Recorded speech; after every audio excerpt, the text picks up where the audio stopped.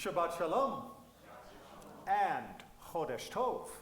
We are at the new month of Nisan. It's not just a car company. We should have copyrighted the name. Nisan is the month that begins all months. Yes, Rosh Hashanah is not the first of the month, the first month. Nisan is the first month, and Nisan, of course, is the month of Pesach. You may have noticed that last month was Adar 2, Revenge of Adar. It was the leap month. Every so often, the Jewish calendar adds an additional month in order to ensure that the calendar stays in sync with the seasons of the sun. We have a lunar calendar, but we do not want to have the calendar begin to drift out of phase with the seasons in which the different holidays took place. In fact, we are absolutely forbidden from celebrating Passover before the equinox, before the spring equinox. And so we need an extra month. There is another another religion that also uses a lunar calendar, but they do not have a leap system built in. Is anyone aware of that other world religion that uses a floating lunar calendar? Islam, exactly right. Which is why one of their main holidays, the one that is perhaps most known outside of Islam, Ramadan, happens at a different time every year. Passover, we may say, is it early, is it late? It can move around by a few weeks, but it is always going to be in springtime. Ramadan, on the other hand, can move and does move through the entire calendar over the cycle of many years. It drifts, if you will. Which is why, right now, this coming time, we have Pesach, Ramadan, and Easter all coinciding for the first time in quite a while. And it's also why, unfortunately, there is a great deal of tension right now in the land of Israel. When there is an overlap of holidays, it can create security concerns. But it is also compounded this particular year, not only by the convergence of three holidays, but also by the war in the Ukraine. And yes, the war in Ukraine impacts the terrorism in Israel. Why? Because when the world's attention turns to another issue, there are some, a minority within the community of Israel that feel that they have to grab the attention of the world back on them, that they need to be the focus, the center, that they need to have people focus on their issue. And even when the beginning of the Ukrainian war happened, there were already voices among the Palestinians that were clamoring, complaining. Why is it the world cares more about the Ukraine than us? Aren't we truly the most oppressed and persecuted in all the world? Forget Ukraine, focus on us. Well, the world didn't. The world has remained focused on the Ukraine. And what happens with the same inevitability of the cycle of the seasons whenever there is a crisis elsewhere in the world, and unfortunately those of the most radical forms in the Palestinians feel they are not getting the attention they deserve, we have terrorism. And if you haven't been paying attention, there have been multiple terrorist attacks in Israel over this last week. And unfortunately, the loss of life of many, including, and the ultimate sense of irony, Ukrainian nationals that were in Israel at the time, that were murdered by terrorists for being in the wrong place at the wrong time. Now I understand, and I do sympathize with the conditions, the history, and the feeling of oppression that the Palestinians in the West Bank and Gaza feel. However, terrorism is not the answer. I know it sounds like I shouldn't have to say that, but I must, because there are many who still feel that it is right. They feel it is the only way to grab attention, only way to get the world to focus on them, and without it, who would listen to their problem? But I would like to propose that there is an alternative way of getting the world's attention. That if the Palestinians would truly like to change the situation, they want to do something radical and unprecedented from the Palestinian side, they should propose peace.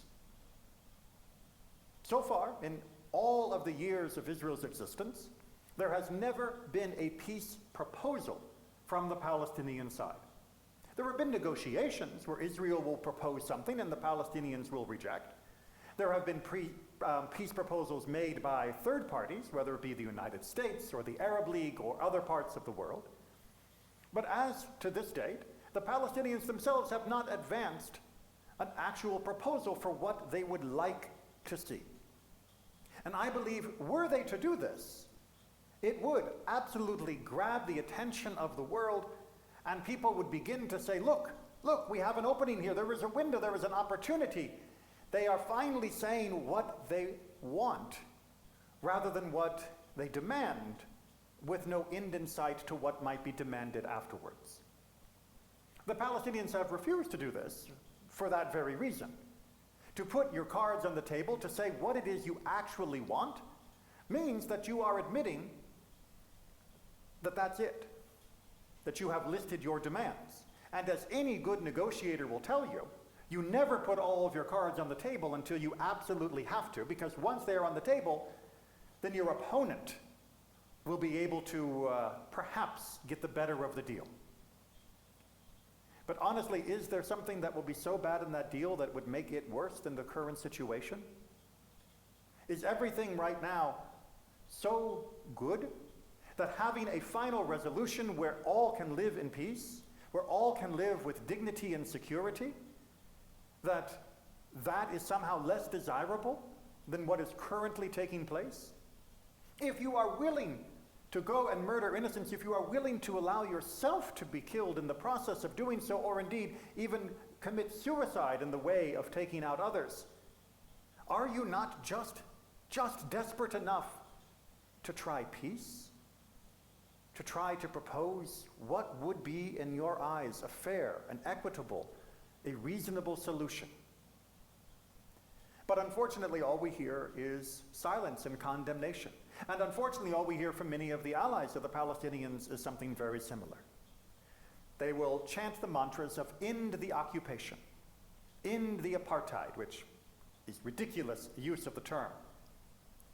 And I am one to say, very well, you want the situation to change, although I would not call it an occupation, and I certainly wouldn't call it apartheid. Very well, here is a piece of paper, here is a pen, put down the gun and write what you want. Tell me what you imagine the world will look like, what our corner of the world will look like in 10 years, 20 years, 50 years. Here is a map. Here are 2 crayons. Color in. Where will your state be? Where will the Jewish state be? Where will Israel be? And if you're only going to pick up one of those crayons and fill in the entirety of that silhouette, then I think I understand why you have not proposed peace. If you are only going to write a list of demands from the other side and say, and then more to be determined, I think I understand why you haven't proposed peace, because you know that Israel cannot agree to her own self-destruction. Israel cannot agree to write a blank check that can continue to be drawn upon for decades and centuries to come. Israel wants peace. Israel has shown that it is willing to make peace, as it has done with many of her neighbors, most notably, of course, Egypt back in the late 70s, also, of course, the Jordanians, and continuing with some of the Gulf states in the most recent times. Israel is absolutely willing to make massive concessions of territory, of security risk, of finances, in order to secure a just and lasting peace. But Israel needs to know that the ones they are negotiating with are also willing to make sacrifices as well, to make accommodations, to compromise on the other side. No side is going to get everything they want.